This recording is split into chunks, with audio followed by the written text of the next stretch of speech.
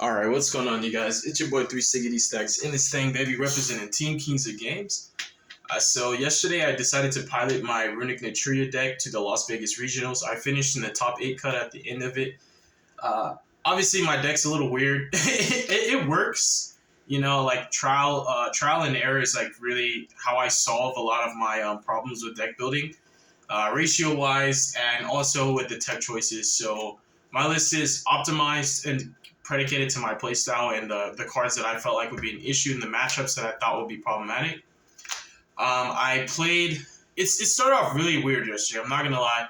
I came in round one. I played against Sky Strikers and actually drew against Sky Strikers, so that just hurt. And then I lost in time against Trap Tricks round two, bro. Two really weird matchups that I expected, like Cash and Sprite and Branded Despia, and I expected I just expected all the Tri Brigade variants. I expected Runick Naturia.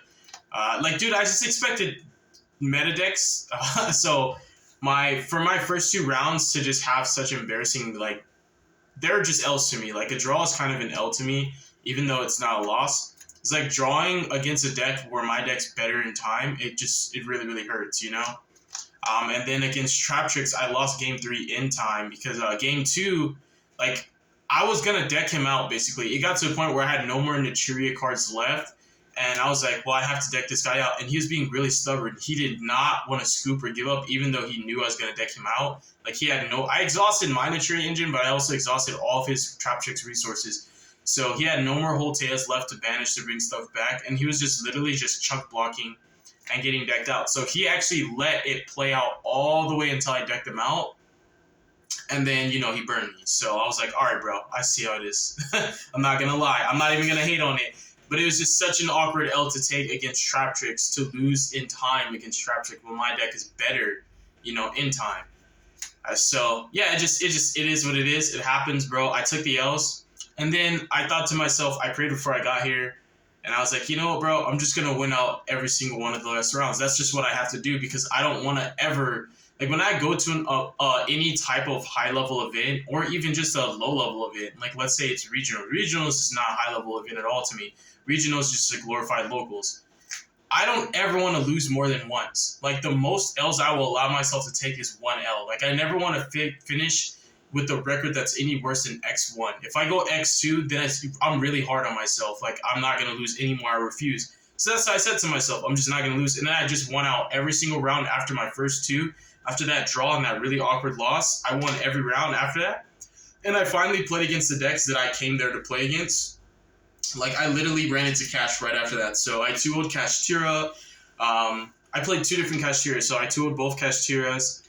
I played against Labyrinth. I only won 1 dice roll, and that actually was against Labyrinth. I lost every single other dice roll.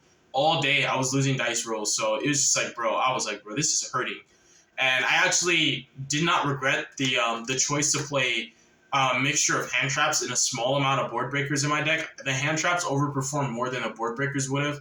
I actually really like hand traps in a deck like this too, because like, you draw so much with the Runick cards that I feel like when you're drawing dead cards like Kaijus and evenly matched and like Dark Ruler No Mores and Kurikaras, those cards don't really add anything to your inboard. They just help you to break a board going second, but this deck doesn't have such a it's like not like you have to run a small amount of non-engine. You can play less of your engine cards if you want to, and it's totally fine, and you can play a lot more going second cards. And I just find that drawing hand traps in the middle of your combo, it just makes your board way too hard to break. And so I went the route of hand traps, and it really did justice, especially because I literally lost every single dice roll except against Labyrinth. But I 2-0'd Labyrinth.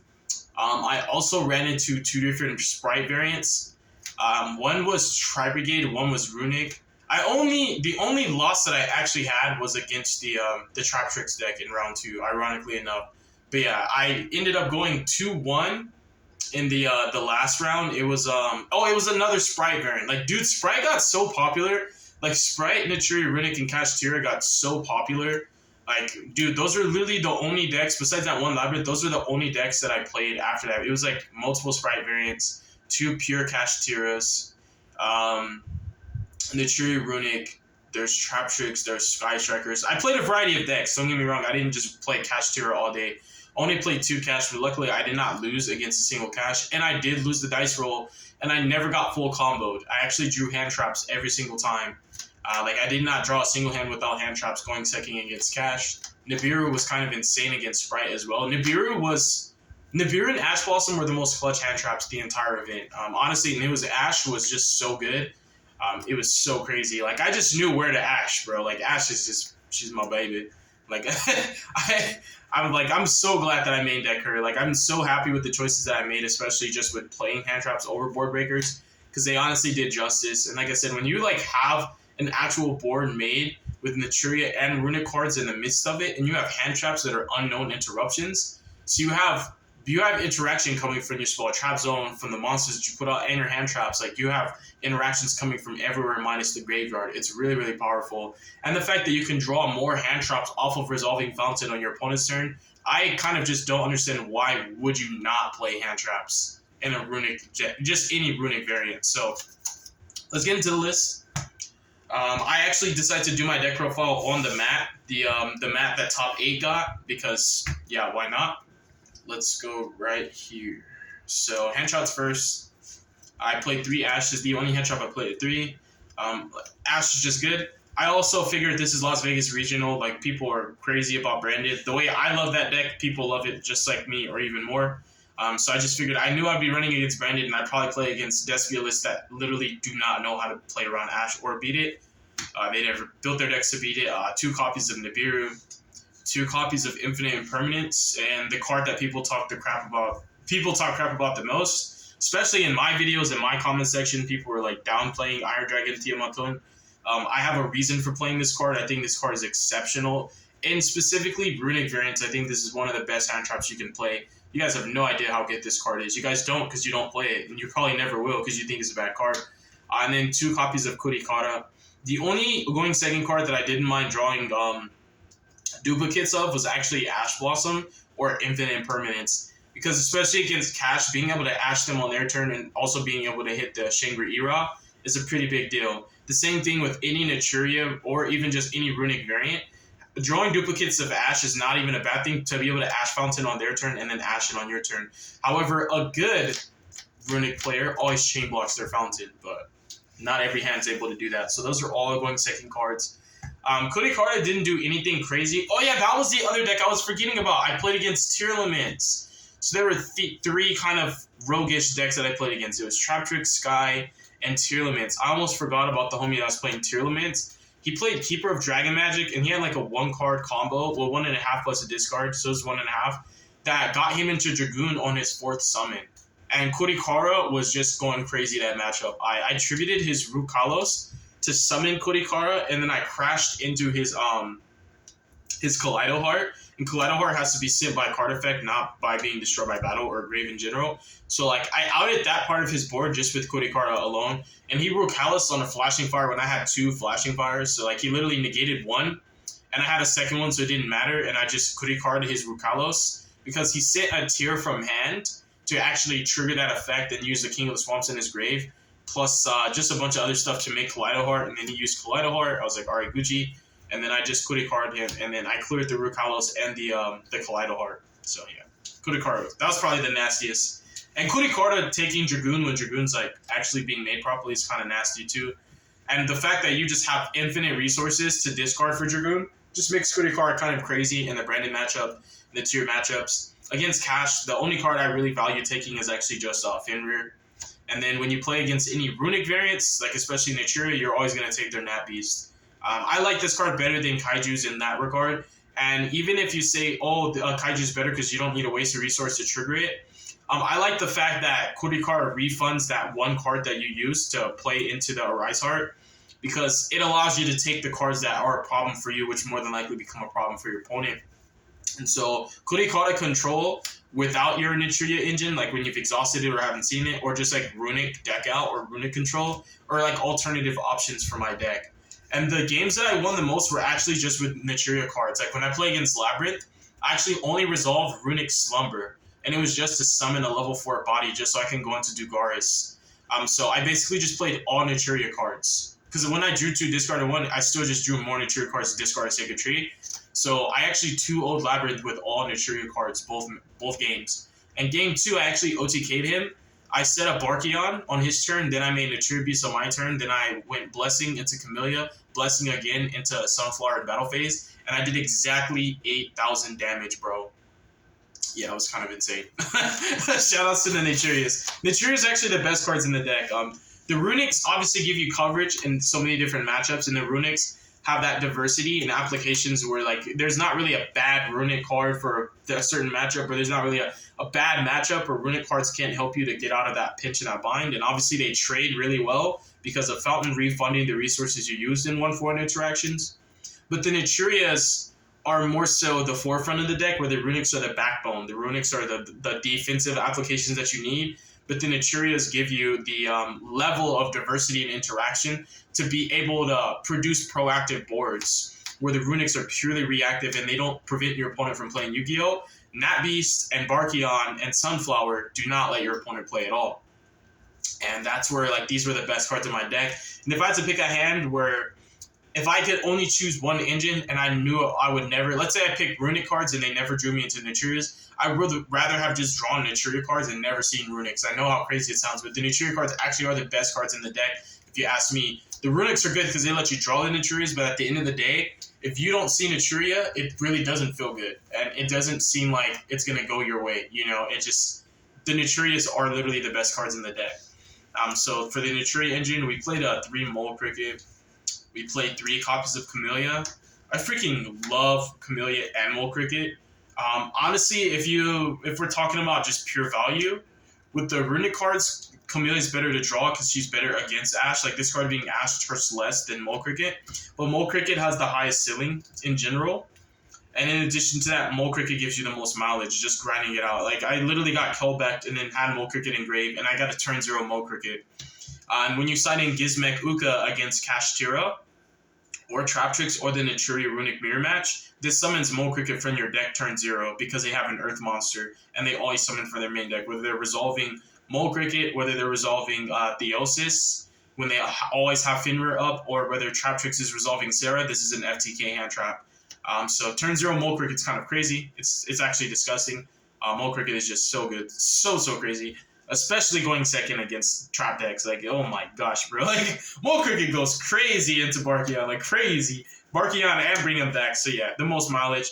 One thing that I do regret that I'm going to start playing now is 1 copy of Naturia Meron, because I hate exhausting my Naturia engine. And I thought about playing Keldo, like, as a one-of, just like 1 Keldo or 1 Midoriya, and then Cypher and Lord Omega, because I cut Gamma this time, just because I feel like I'm going to regionals. I don't know if I'm going to see Dimensional Shifter as much as I would on a YCS. Like, the 250th YCS, I think maining Gamma would be better just because of Shifter. Literally, that's probably the only reason.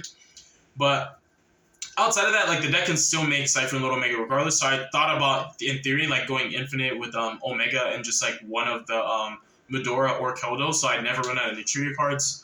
But that's asking for too much because you have to be able to play and you have to see that one-of without, like, you know, you have to draw into it. But with the Naturia Meron, I have a lot more control over seeing that card, and it just allows me to just grind infinitely, and also just allowing me to, you know, obviously draw more cards. And you can keep reviving it off of cards like Sacred Tree and off of your Camellia, and it'll just keep putting your resources back. So Mole Cricket, every time Mole Cricket comes back from the grave, you'll always have good targets off of it. And then 3 copies of Blessing. Blessing is broken. Bro, like, Blessing is just... I sometimes, like, this is just another Runick card. It really is. And then 1 copy of Sunflower. This is the Hidden Arsenal one, so it doesn't have the updated text, but, like, Sunflower goes crazy, bro. Like, Sunflower control with the Runick cards, it's just still so crazy, bro. It really is. And the deck's just very rewarding. Like, there's just a lot of technical play involved with the Runick cards. With the Naturia cards, it's like, if you don't have a hand trap, like... Board breakers don't matter so much because the Naturia cards all get revived off Camellia and also off of Blessing. So the cards that would potentially banish it, like, for example, Finrear, those cards get stopped by the Runick cards. So the only stuff that actually trades with the Naturia cards without you playing into them is board breakers. Evenly gets stopped by Barkion, and any spell that's not Dark Roller gets stopped by Naturia Beast. So basically you have Kaijus and Dark Roller no more. Kaijus don't really matter. In fact, Traptrix player did Kaiju me. He Gamma Sealed me while I had Camellia because I shotgun Blessing on draw phase to summon Camellia to just foolish get another Blessing. and then he kaiju'd my Barkion, and I literally triggered Camellia to bring it right back because he summoned a monster. And so like kaijus don't matter as much, and then with Dark Ruler no more, if you Dark Ruler my board, I can still go Sunflower's Effect, tribute itself for cost, and then bring it back from the grave. Like, bro. So, like, it's really, really hard to do with the Naturia cards. It really is. Like, they're so resilient. They grind not as well as the Runicks, but they do grind so well. It's just like you burn through them really, really, really, really fast. Like, I was having to stop myself from resolving my third blessing turn 1, even though I was going to make a crazy board. So I was like, bro, if this is my last chance to get Camellia out, I just have to hold off on this blessing. Because they're not once per turn, so that's one of the reasons why you go through them so quick, because the blessings, you just keep resolving blessing. Like, just off of just seeing Camellia plus Runicks, like, you get to see a lot of your deck. And so it's just, you kind of have to condition yourself to just be more patient with those plays. Like, your boards are going to be pretty explosive regardless, but sometimes just, like, one Runick card plus Beast and then double Monster Negate is literally enough for any deck to just fold to. Now, for the Runick cards, we have 3 copies of Fountain. Fountain is just crazy. So Cashier just becomes more and more and more and more popular, and people are playing Cosmic Cyclones now.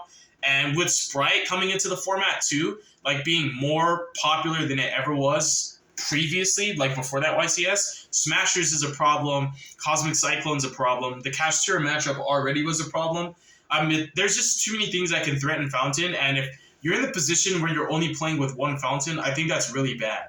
I think just having only one Fountain left to play with is just not good.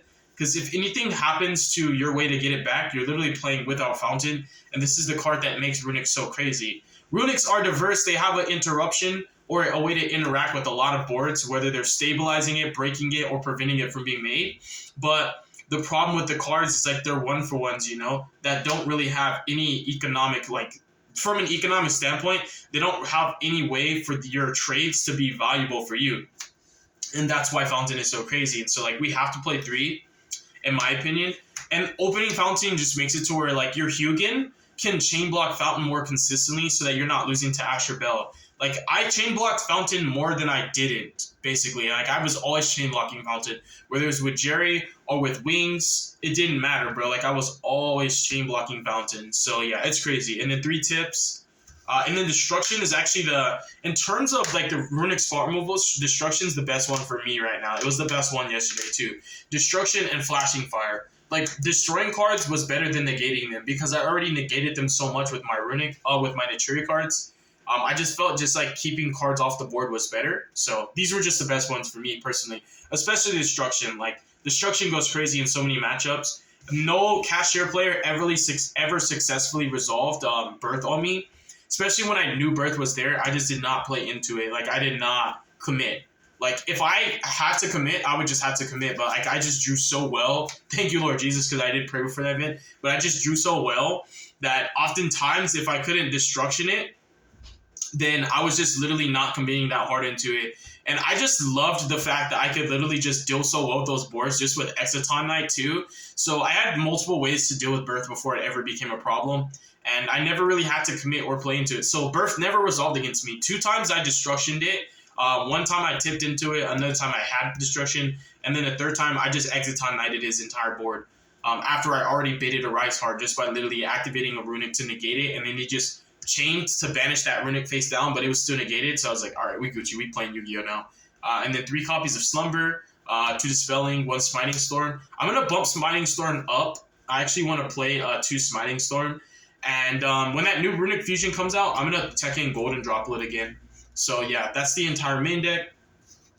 For the side, I sided 3 copies of Uka. This card is the best hand trap for Naturia Runick. If you're playing in a format like this where Cashier and Naturia Runick are literally the best decks, there's no reason for you to not play this card in your Naturia Runick deck. I put this card on the map. I never got this idea from anyone. And everybody around me that knows about this card is because I told them about it. This hand trap has not seen play since Crystron Hauki Fibrax was an actual card. That's how long it's been since this card has seen any play.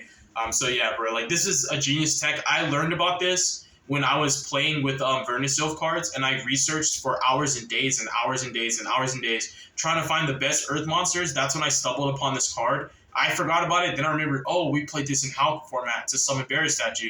Well, now we're using this to summon Mole Cricket from our deck turn 0. We're using this if you play ninjas to summon the level 1 ninja that contact fuses. The level 1 ninja that fuses as a quick effect. So yeah, this card's crazy. This is my tech. There's still nobody out there that's playing it right now. It's not really popular, but that's also like, I was going to take this to the YCS if I was able to go, and I think when I top the YCS with this card becomes extremely popular. And then 3 copies of Retaliating Sea. This is for the Branded Despia matchups. This is for the Runick matchups. This is just for any Runick variant in general. If they don't have an out to Retaliating Sea, they kind of just lose because Fountain doesn't draw anything because all their cards get banished. But if they out it, whether they pop it or negate it, it's okay because it's a free body to link climb into Donner. And then you use Donner, you use this effect to search Mole Cricket and then Donner to pop a monster on their field.